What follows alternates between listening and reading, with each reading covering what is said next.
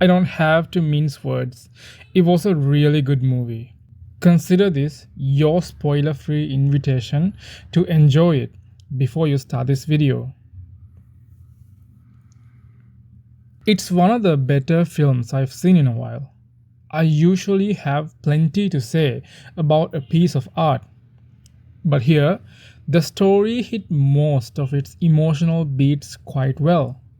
Visually, the movie is stunning from start to finish. Spectacle clearly got the lion's share of the VFX budget. The space setting likely simplified the lighting, just a single uniform source. But even so, it never felt like corners were cut. One of the most breathtaking scenes has Ryan Gosling's character exit the ship to collect astrophage samples, and the switch to infrared reveals a billion shimmering particles of light. That, for me, is the visual peak of the movie. The story itself is remarkably tight. I'm impressed by how neatly it plugs the usual plot holes and common pitfalls of space travel.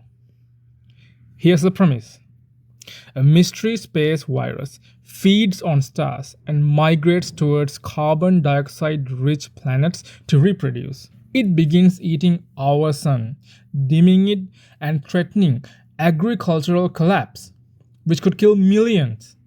One star, however, does not dim. So, a ragtag suicide squad is assembled for a one-way trip to that undimmed star to find out why. The fuel for their 11-year journey?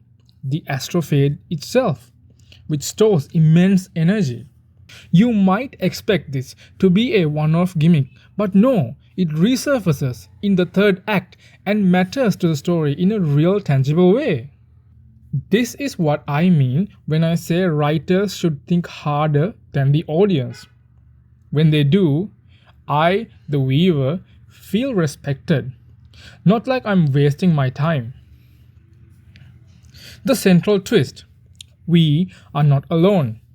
Another advanced civilization faced the exact same problem. The rest of the movie builds an unusual bond between a human and a lithid, who I am assuming is a non-carbon based life form. The early communication gap is charming, and the slow accretion of trust is genuinely endearing. One of the film's greatest strengths is knowing what not to show. The Eridian civilization is barely mentioned. We only glimpse it in the final moments. That leaves much to the imagination and speculation. And more importantly, makes me wonder how the whole story looks from a Eridian perspective. A quick bit of research tells me the movie is based on a book. That explains the tight plotting, but given the spotty reputation of book adaptations, that alone is not a guarantee of quality. So, my only real critique is that this film is so good and inoffensive that it may not become part of the cultural milieu.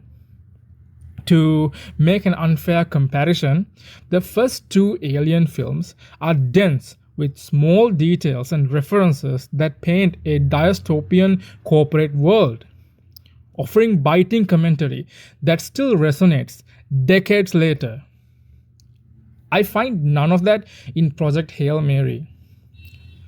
That's not necessarily a flaw, but without it, the movie feels largely forgettable, except for its striking VFX and Gosling's excellent performance. It doesn't impart much more than friendship is good. That's not a problem per se, but it's hardly memorable. Entering my headcanon, what does the future of human-Eridian relations look like? The Eridians seem harmless and not bent on conquest.